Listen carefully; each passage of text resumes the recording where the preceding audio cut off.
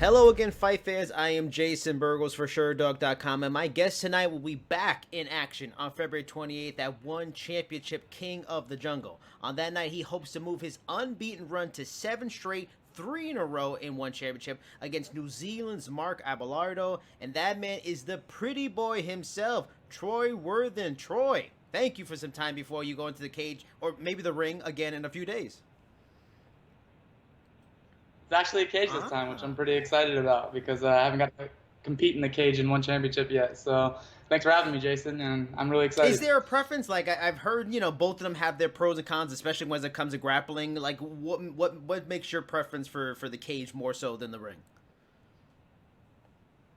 Really, the biggest thing for me is the restarts. You've seen it in both my fights where I get into a dominant position, I'm really about to start raining down some ground and pound, and then the fight gets stopped and you have to move to the middle.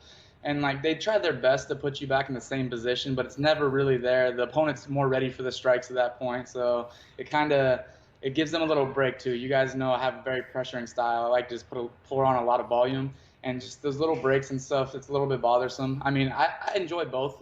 They both have their pros and cons, but I'm excited to use the cage. Is there ever a time where they replace you and you kind of look up the ref like, come on, this wasn't what it was before. What is going on here?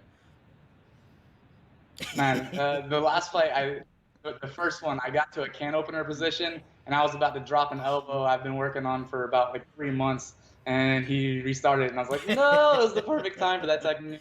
But it's okay. It's okay. Hold on, let me just adjust the camera here.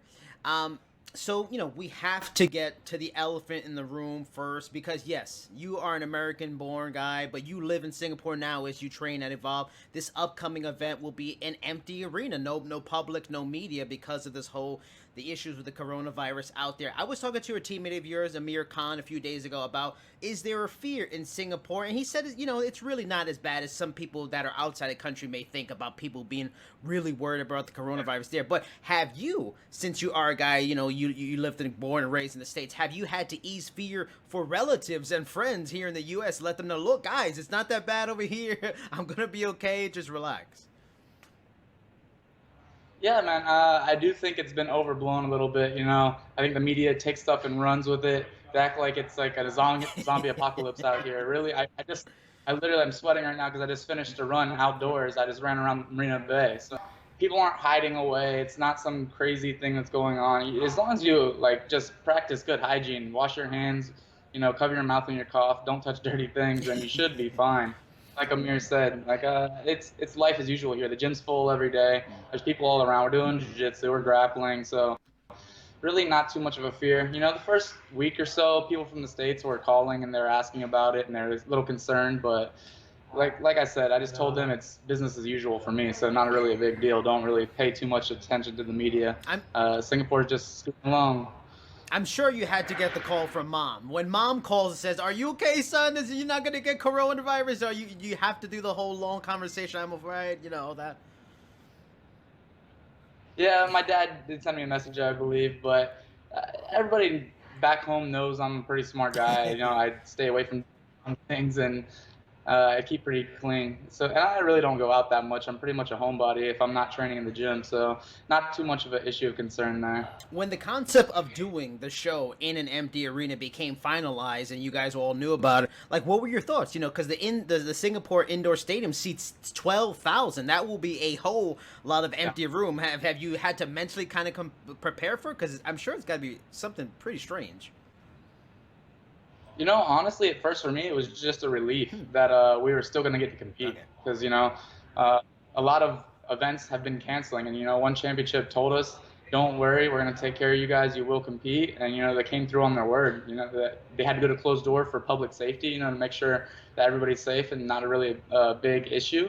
But, they kept their word. They kept us on the card and we're still competing. So I was super excited for that. Obviously not having a crowd to enact with, it's on top of being an athlete, I'm also an entertainer, and I love entertaining people. So it's going to be a little bit weird with an empty crowd, but like I've told other people before, there's still millions of people around the world going to be tuning in to watch this fight. So I still have that in the back of my head. I'm still performing in front of all these people. It's just not live. So I have to go out there and do my job regardless. And I'm just excited to compete. It doesn't matter where it's at. I would do this behind closed doors any day of the week. Now, for a lot of fighters still early in the career, just like you are, some of them, or many of them, have to do full-time jobs and work on the side. Would, let's say the event had been canceled, would that have been really bad and detrimental for you and your pocketbook and your bank account? Or are you, in a pretty good spot with your contract of one championship? Or do you do some training at Evolve that, if the fight would have got canceled, you would have been able to survive it financially until it got rescheduled? I'm pretty good financially right now. Winning those 2 fights last year helped out with that for sure.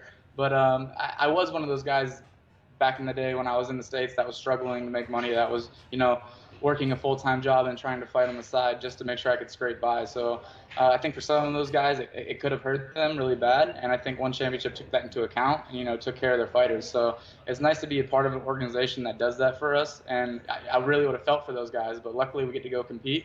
So it's not too much of an issue. You entered this fight off 2 TKO finishes in One Championship, beating Ru Chen and Li Chen. Mark Abelardo is your opponent on the 28th. Like I mentioned earlier, he's a 1 series winner, a martial arts lifer. You have been very good so far in the sport and in this promotion particularly. What makes Abelardo the perfect next step for you in your continued evolution as a mixed martial artist, still early in your career? And what dangers does he bring to the table for you that maybe are different than previous opponents, if at all? Every fight's different for me. I don't think it's ever like a step up, step down for me. Everybody brings different things. It's always a different puzzle. But, he's got a lot of experience. He's got over 20 fights.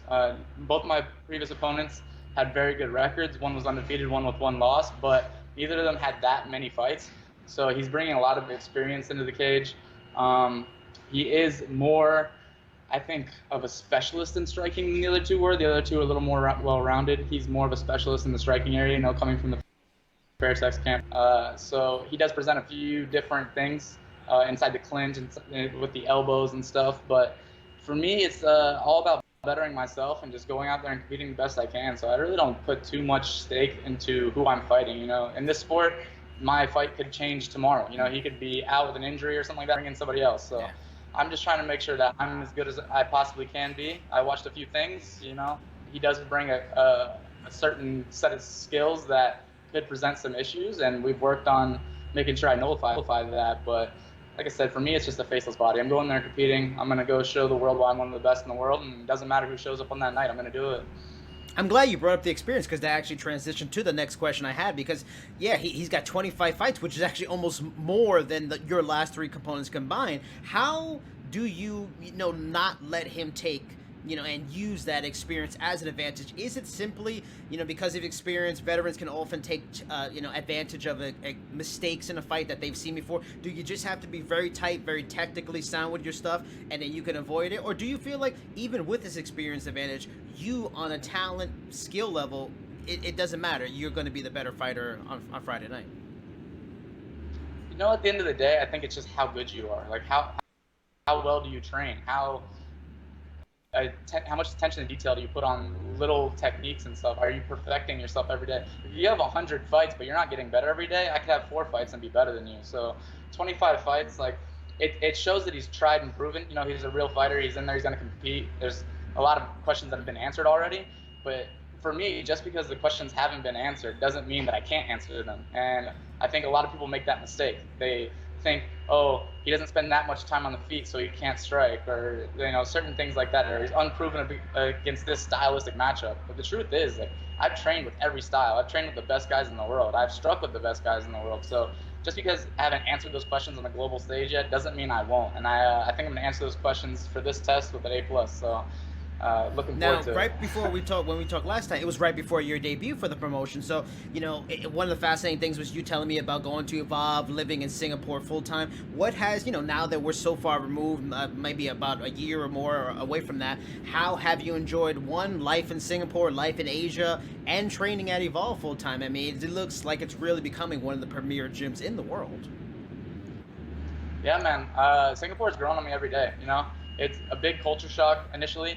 Things are very different, especially me coming small town in Florida, you know, taking the MRT was crazy for me. I was like, what, a train can get you everywhere? I'm public transportation. So, you know, at first it was a little hard getting used to everything, but I love Singapore. And honestly, I feel like this is, like I've said it before, I feel like this is the United States of Asia. You know, there's so many different cultures, a big melting pot. And everybody just kind of looks out for each other. It's not really too different other than just being a big city, and obviously Asian culture is a little bit different than American culture, but I'm loving it out here. You know, Evolve's been great. We're getting better as a team. We're getting better as a gym every single day. Um, we have a new leadership in Sair Bajrazada. He's been great so far. You know, the team's really come together under his tutelage, and I'm looking forward to another strong year. And our team's just growing. You know, we just brought in Jing Nan, who's the champion of female strawweight. So we're just going to get better, and I think the better we get, the more results we show, more people are going to come and try and work with us. So look for a big year in 2020 for Evolve MMA. How do things change when you do, like you mentioned, you have a new leader, a well-known fighter like that? How does things change? Is it just as very small, you know, kind of differences from what it was before? Is it major differences? Is it a focus on something else? Like, how does it change when a person does take ownership in a new leadership role for such a major gym like that? I mean, there is changes for sure. You have to adapt to a new style of coaching. Everybody has a different way they go about coaching. They have to learn about us as athletes. Each individual athlete responds differently to different coaching styles and to different things. So, you know, at first it's always a learning process to work with other people, but I like it. You know, I get different looks than I would got 8 months ago. I can grow. I learn new techniques that I never would have thought of, and I think he's doing a great job in learning about each individual athlete and working with us all. You know, different athletes might have a different opinion on it, but for me right now, it's been great, and I'm happy with the way that we're headed.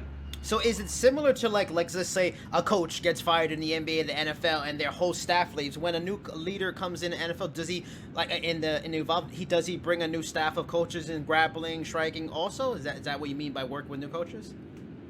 No, we still have the same core group that Okay. we've always had. You know, we still work with the Muay Thai guys, Jiu-Jitsu guys. As a gym, we're still pretty much the same. You know, it's just a different strategic leader. You know, he kind of brings in a different strategy, a different way of showing the practices and techniques and the direction we're going as far as the systems that we use when we're in the cage or ring. So really not too much has changed. It doesn't like make a big drastic change when a new coach comes in. It's just new leadership style, and we adapt to it and overcome every time. Now going back to Singapore, you mentioned it's like the United States of the East. Now that you live there for this amount of time, you live there with your wife. Could you see yourself living there for the rest of your life, or you think at some point when your fighting career is over, you would want to go back to the States? Man, I've thought about this a lot, and really, I just have to see what happens. I just have to see what happens. At first, it was really like, I'm gonna come here, I'm gonna fight out my contract, fight out my career, then we'll go back home and start my gym back at home and like settle down. But um, I'm starting to grow to love this country, man. It might be pretty hard to leave it. It's gonna be dependent on the opportunities that present themselves. I'm gonna have to talk to my wife and see what she wants to do because she's a part of the equation too. But if we decide in a few years that we want to stay here, then it could be forever home. If not, I love this country. I'll probably come back and visit all the time. And thank you for the times and opportunities, Singapore. Is it a type of thing? Because I know one championship pays in U.S. dollars. Is it a type of thing that the U.S. dollar, even though it's a really well-developed country and stuff like that, the U.S. dollar goes very, very far, so you can live very, very comfortably out there?